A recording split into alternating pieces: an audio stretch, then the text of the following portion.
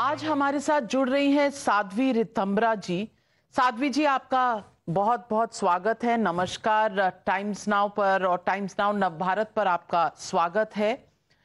आज मैं आपसे पूछना चाह रही हूं, 22 जनवरी जब राम मंदिर में राम लला स्वयं विराजमान होंगे, उसका काउंटडाउन शुरू हो चुका है। आपने एक बहुत लंबी लड़ाई लड़ी है राम मंदिर की और राम लला को अपने घर में वापस ले जाने की। आज कैसा महसूस कर रही?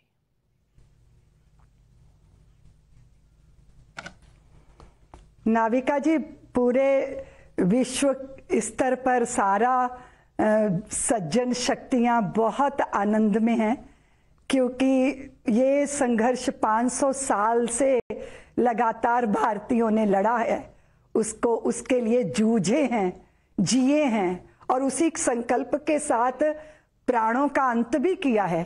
और आज जब मंजिल मिल रही है, 22 जनवरी को राम जी मंदिर में विराजमान होंगे, तो सब संकल्पों की पूर्ति हो रही है। और आपको पता ही है कि संकल्प जब पूरे होते हैं तो कितना आनंद होता है। और ये तो सत संकल्प था, ये तो अपनी धरती, अपनी मान्यता, अपनी परंपरा और भारत की जो पहचान है, जो यहाँ के अपराजित पौरुष के प्रतीक प्रभु श्री राम है, उनके मंदिर के भव्य निर्माण के साथ साथ मूर्ति प्राण प्रतिष्ठा हो रही है। तो वो नाविका कहते हैं ना कि शब्द ब्रह्म होता है, लेकिन अब शब्द भी नहीं है कि अपने आनंद को, अपने उल्लास को, समोल्लास को कैसे व्यक्त किया जाए। बहुत आनंद है, बहुत प्रसन्नता है। लेकिन एक लंबा दौर रहा, आपने 500 वर्षों की बात की, लंबा दौर रहा संघर्ष का। और ये संघर्ष इस देश के इतिहास में कहीं ना कहीं दर्ज है। ना सिर्फ सदियों से चला आ रहा संघर्ष, लेकिन कुछ संघर्ष जो पिछले 3-4 दशकों में इस देश ने देखा है। आपने कहा है कि जो इस पूरे इस समय काल के लिए क्रेडिट के पात्र हैं, वो सरयू के किनारे रहने वाले लोग हैं। आपने आडवाणी जी का भी नाम लिया और आपने एक बार चर्चा भी की इस बात की कि प्रधानमंत्री मोदी ने भूमि पूजन के समय जो दंडवत प्रणाम किया, वो एक तरह से इस संघर्ष और जो उल्लास है, उन दोनों का प्रतीक है। मैं आपसे पूछना चाहती हूं कि ये पूरा संघर्ष आपके लिए क्या मायने रखता है?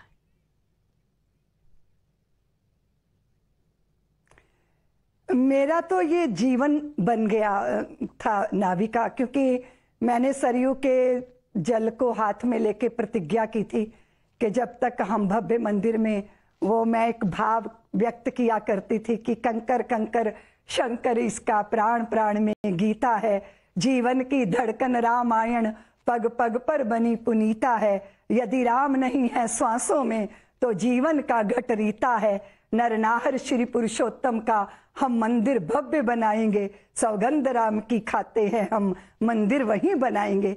तो जब आप संकल्प धारण करते हो, संकल्पवान बनते हो, फिर आप उसके लिए अपना जी भर, जी तोड़कर, तन मन से, अपने सर्वांग से, रोम रोम से उसके लिए समर्पित हो जाते हो, तो फिर वो संकल्प नहीं रह जाता नाविका, वो हमारा जीवन बन जाता है। और श्री राम जन्मभूमि मुक्ति आंदोलन मेरा जीवन, मेरे प्राण सत्ता और मेरे हृदय की धड़कनों में समा गया था। क्योंकि मेरा पल पल, आप सोच लीजिए कि सारा दिन तो मैं सभाएं करती थी और रात को रेलगाड़ी से यात्रा करती थी। शायद 1 महीने में 25 रातें मेरी ट्रेन में बीतती थी। और उस समय नाविका शायद ही मैंने कभी पलथी मार के बैठ के आराम से भोजन किया हो। चलते चलते गाड़ियों में ही भोजन होता था, रेलगाड़ियों में रातें बीतती थी और मंचों पे जनता के बीच में दिन कब बीत जाता था पता नहीं चलता था। और आपको मुझे बता के मुझे स्मरण हो रहा है कि काशी की एक कथा, काशी में आसपास एक गांव थे जहां मैं प्रचार करके लौटी, तकरीबन रात के 12:30-1 बजे होंगे। तो मैं अपने कमरे में सोने के लिए गई। थोड़ी देर के बाद बाहर लोगों के जोर जोर से बोलने की आवाजें आ रही थी। तो फिर मैं बाहर निकली तो पता चला कि एक सभा अभी बाकी है और उसमें तकरीबन 70-75 हजार लोग इंतजार कर रहे हैं। तो मैं रात को 1:30 बजे ही वहां से निकल के 40-50 किलोमीटर दूर वो स्थान था, उस सभा को करके सुबह 4 बजे वापिस आई और सुबह 6 बजे फिर प्रवास में निकल गई। तो इतना राम जन्मभूमि के आंदोलन को मेरे रोम रोम ने इतना जिया है कि वो मेरा सर्वस्व बन गया। और आज जब राम जी की प्राण प्रतिष्ठा, राम जी अपने घर लौट रहे हैं, तो मुझे बहुत आह्लाद है, लगता है जीवन सफल सार्थक हो गया। क्योंकि नाविका जी, आपको भी पता है कि जिन लोगों ने विश्व हिंदू परिषद के मार्गदर्शक मंडल के महात्माओं संतों के मार्गदर्शन में इस आंदोलन को लड़ा, वो बहुत सारी ऐसी आंखें हैं जो इस दृश्य को देखे बिना विदा हो गई। उनकी वेदना, उनकी पीड़ा, उनकी व्याकुलता, उसको मैंने बहुत नजदीक से देखा। वो चाहे माननीय अशोक सिंघल जी हों, चाहे दिगंबर अखाड़े के परमहंस रामचंद्र जी महाराज हों, और चाहे अभी उत्तर प्रदेश के जो मुख्यमंत्री जी हैं योगी जी, उनके गुरुदेव महात्मा महंत अवैधनाथ जी हों, और एक बड़े विरक्त संत थे नाविका जी, उनका नाम था विरक्त श्रोमणी बामदेव जी महाराज। आप सोचिए, उन्होंने कोई मठ मंदिर कभी नहीं बनाया, नदी के तट पे उनके पीछे पीछे विरक्तों की टोलियां चलती थी। वो भी ऐसे विरक्त महात्मा भी इस विषय के साथ इसलिए जुड़े कि वो इसमें देखते थे भारत का उत्कर्ष। क्योंकि वो कहते हैं ना नाविका की, राम हमारी गति हमारी मति, हमारा धर्म हमारा कर्म, राम हमारा सर्वस्व, राम हमारे चित्त के सर्वे भवंतु सुखिना की भावना, बिना राम के आदर्शों का चरमोत्कर्ष कहाँ है, और बिना राम के भारत भर में भारतवर्ष कहाँ है। इसी भाव को लेकर संतों ने ये आंदोलन किया। वे गए, लेकिन आज वो उनका जो योगदान, उनका जो बलिदान, उनका जो संकल्प और उनका सत संकल्प, जिसके पीछे उनका तप था। नाविका जी, बहुत बार लोग बातें करते हैं पर उनके इरादों में कुछ और होता है और उनके विचारों में कुछ और होता है। लेकिन संतों की मनसा वाचा कर्मणा, वो जो कहते हैं, वो जो करते हैं, वो जो सोचते हैं, उसमें एक रूपता होती है। इसलिए इस संकल्प को तो पूरा होना ही था। वो भी तृप्त होंगे, कार सेवकों की आत्माओं को भी तृप्ति मिलेगी, और जिन माताओं ने अपने पुत्रों को जन्मभूमि के लिए बलिदान दिया, उनकी भी कोख, उनका भी चित्त जो है धन्य होगा जब 22 जनवरी को राम अपने घर लौटेंगे। नाविका जी, आज जिस आनंद को आप महसूस कर रही हैं, शायद 1992 में इस तरह की स्थिति नहीं थी। आपने कार सेवकों की बात की। लोग आज भी उस दौर को जब याद करते हैं तो यही कहते हैं कि राम मंदिर वहां बन रहा है जहां बाबरी मस्जिद ढाई गई थी। आपने इस पूरे काल में आपने कई बार कोर्ट के चक्कर, कचहरियों के चक्कर, एक पूरी तरीके से एक कोर्ट कचहरी की लीगल समस्याओं से भी आप गुजरी हैं। मैं आपसे पूछना चाहती हूं कि आप एक्विट तो हो गई, आपको निर्दोष तो साबित किया गया, पर वो दौर कैसा था? उसके क्या स्मरण आपके साथ हैं? और उस स्मरण में कहीं आपको ऐसा लगता है कि अन्याय हुआ उनके साथ जिनका धर्म अलग था?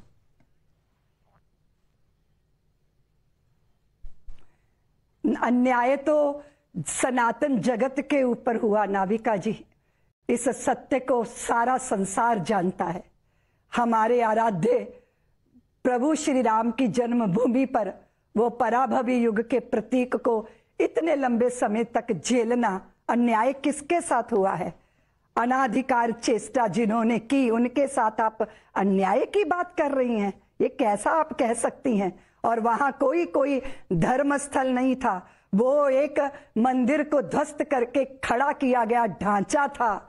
जो भारतीय आस्था, श्रद्धा, परंपरा को कुचलने का कुत्सित प्रयत्न था, उस अन्याय को भारतीय समाज ने वर्षों वर्षों और शताब्दियों तक झेला और सर झुकते रहे। श्रद्धा कभी कम नहीं हुई और दावा कभी छोड़ा नहीं। सामर्थ्य नहीं थी, राजनैतिक शक्ति नहीं थी, लेकिन शक्ति थी श्रद्धा और आस्था की। वहां सर झुकते रहे। ऐसे भी गांव थे नाविका जिन्होंने सर पे पगड़ियां बांधना स्वीकार नहीं किया कि जब तक हमारे रामलला मंदिर में नहीं विराजमान हो जाते, जब तक वहां मंदिर का निर्माण नहीं हो जाता। इस तरह के संकल्पों के कारण आज हम सिद्धि के द्वार पर पहुंचे हैं। अन्याय कैसे आप कह सकती हैं? एक परकीय व्यक्ति, एक आतताई व्यक्ति, एक आतंकवादी जो भारत की अस्मिता को ही नहीं लूटने आए थे, भारत के धन को ही नहीं लूटने आए थे, अपितु भारत की आस्थाओं को कुचलने का जिन्होंने कुत्सित प्रयत्न किया, उनके अन्याय को झेला। हाँ, जब राम जन्मभूमि का आंदोलन चला तो सबने संकल्प किया कि अगर अन्याय करना पाप होता है तो अन्याय को सहन करना भी पाप होता है। इस संकल्प के साथ फिर सब प्रतिबद्ध हुए कि हमें हमारा मौलिक अधिकार मिले, और हमें ये अधिकार जोर जबरदस्ती से तो नहीं मिला नाविका जी। जैसे आपने पहले ही कहा कि हम कानून की प्रक्रियाओं से गुजरकर अपने इस अधिकार को प्राप्त किए हैं। और ये भी तो आश्चर्य की बात है कि आजादी के इतने वर्षों बाद राजनीतिक आजादी मिल जाए, लेकिन आस्थाएं बंदी हो, श्रद्धाओं पे प्रतिबंध हो, और अपने हमारे जो है अवतारी महापुरुषों की जन्मभूमियों पर इस तरह का दृश्य हो, उसे झेला है। सनातन जगत ने झेला है नाविका जी, क्योंकि उसके पास झेलने की सामर्थ्य है। जो भारतीय समाज है ना, उसके पास शौर्य है, लेकिन उसके पास झेलने का धैर्य भी है नाविका जी। लेकिन एक बात निश्चित है कि बहुत रगड़ोगे ना तो चंदन से भी अग्नि पैदा हो जाती है। ऐसा ही समाज के साथ हुआ, और फिर वो जो अग्नि थी उसने सारे पापों के कचरे को जलाकर ध्वस्त कर दिया। मैं समझती हूं आपने जो मुझसे प्रश्न किया वो अन्याय झेलने वाले लोगों में से वो शेर है ना नाविका जी, कि वो कत्ल भी करते हैं तो चर्चा नहीं होती, और हम आह भी भरते हैं तो हो जाते हैं बदनाम। जैसे अभी आपने कहा मैं सारी कानूनी प्रक्रियाओं से गुजरी हूं, आपने कहा कि मैं निर्दोष सिद्ध कर दी गई, पर आपने पर लगाया। आपको संशय है क्या? आपने पर क्यों लगाया? हमारे ऊपर षड्यंत्र रचने का आरोप लगा था नाविका जी, और हम षड्यंत्र रचने वाले नहीं हैं, हम तो मंत्र रचने वाले ऋषियों के संवाहक हैं। झेलना जानते हैं हम मंथन करते हैं ना नाविका जी अमृत के लिए, पर जहर पीना पड़ता है, और वो जहर हम सब ने पिया। और आपको मैं बताना चाहती हूं कि आज तक दुनिया में कहीं भी जाती हूं मेरे साथ इस तरह का व्यवहार होता है, उसको झेलते हैं, क्योंकि मेरे गुरुदेव ने कहा था कि शल जो है मंथन की नीलकंठ बनके मंथन की कीमत भरनी पड़ती है। हमने उस कीमत को भरा, हमारे ऊपर इतने टाइटल लगे। मैं 8-8, 9-9, 10-10 घंटे दुनिया के एयरपोर्टों पर लोगों की शिकायतों के कारण रोकी गई, लेकिन मैं चुप रही, मैंने कभी नहीं बोला, क्योंकि मैं स्वीकार करती हूं कि किसी भी तरह की प्राप्ति के लिए अगर अगर अगर अगर घृत चाहिए नाविका, तो फिर दधी तो भिगोना ही पड़ता है। परिश्रम भी होता है, आरोप भी होते हैं, प्रत्यारोप भी होते हैं, टाइटल भी मढ़े जाते हैं, बहुत तरह की चीजें हैं। तो बहुत विष पिए हैं, लेकिन आज हम आनंदित हैं क्योंकि हम सब के संकल्प पूरे होने जा रहे हैं। और मैं आपसे एक निवेदन करना चाहती हूँ नाविका, मेरे गुरुदेव ने एक कविता लिखी थी, मैं उसके माध्यम से अपनी बात कहूंगी। संसार में जब द्वेष की होली जलेगी तब हमें प्रहलाद होना ही पड़ेगा। जानते हो झूठ कब तक जी सकेगा, सत्य के आधार पर जब तक रहेगा। सत्य पर आघात करने अब चला है, सोचिए अब कहां इसका भला है। अन्याय की सीमा भी पूरी हुई है, अब उन्हें अभिमान खोना ही पड़ेगा। रात दिन लड़ते सदा लड़ते रहेंगे, सज्जन के पीछे दुष्ट पड़ते रहेंगे, कोई रात को अच्छा कोई दिन को कहेंगे, देख तो ले कौन किससे क्या कहेंगे, तू जान परमानंद अपना रूप है, तब शूल को भी फूल होना ही पड़ेगा, संसार में जब द्वेष की होली जलेगी तब हमें प्रहलाद होना ही पड़ेगा।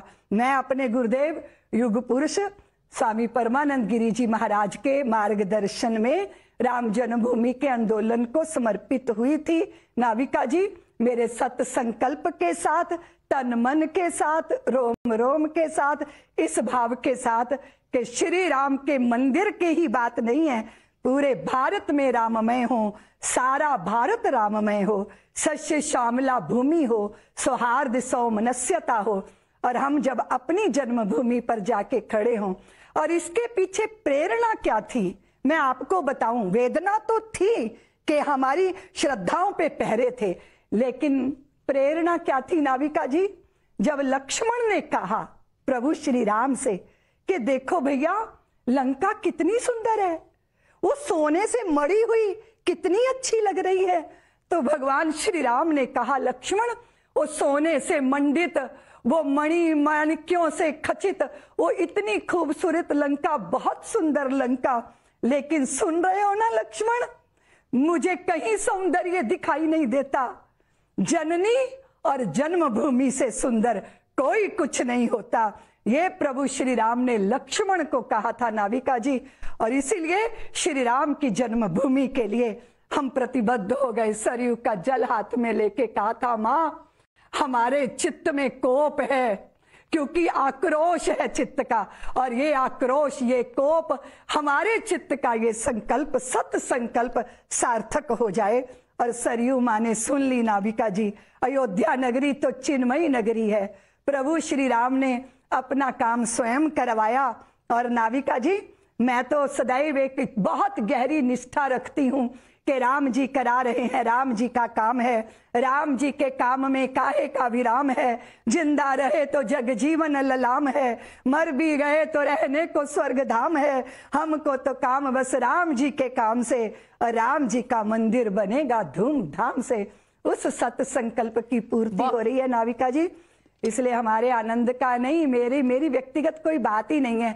मैं तो नाविका एक, मैं आपकी भावनाओं की बहुत कद्र करती हूँ, मेरी औकात ही क्या है। साध्वी रीताम्बरा जी, मैं आपकी भावनाओं की बहुत कद्र करती हूँ, और आप जिस तरह से आग में से निकल कर आई हैं, तप कर आई हैं, आपकी भावनाएं दिख रही हैं, समझ आ रही हैं। लेकिन जैसा आपने कहा कि आज देश भर राममय है, जन नायक है राम, और देश इसी में इस वक्त डूबा हुआ है, झूम रहा है, क्योंकि सबके कण कण में राम है। लेकिन आज की राजनीति भी है राम के ऊपर। लोग कहते हैं बीजेपी के राम अलग, मर्यादा पुरुषोत्तम राम अलग। कोई कहता है कि संविधान के खिलाफ है राम मंदिर का इस तरह से उद्घाटन और प्राण प्रतिष्ठा होना। कुछ कहते हैं राम को अगवा कर लिया गया है, कुछ लोग कहते हैं कि बीजेपी बन गई है राम की एजेंट, और बल्कि राम बन गए हैं बीजेपी के इलेक्शन एजेंट। इन सारे राजनीतिक बाणों को जो इस वक्त चल रहे हैं, इनको आप आज क्या कहेंगी?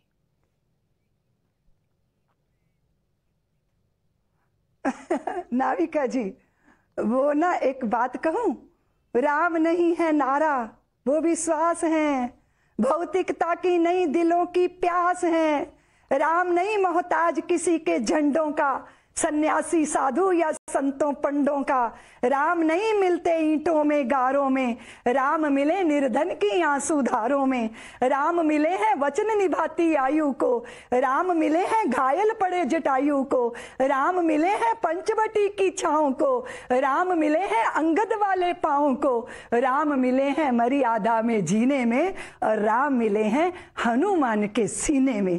आप जिस बात की रोप आरोप प्रत्यारोप, तो ये राजनीति का स्वभाव होता है नाविका जी, जो राम जन्मभूमि का विरोध कर रहे थे वो भी तो वोटों की राजनीति कर रहे होंगे ना, वो भी तो किसी ना किसी को तुष्टीकरण के चक्कर में पड़े होंगे ना। उन्होंने भी तो इतने बड़े समाज की भावनाओं को ना देख के कुछ राजनैतिक हित देखे होंगे ना।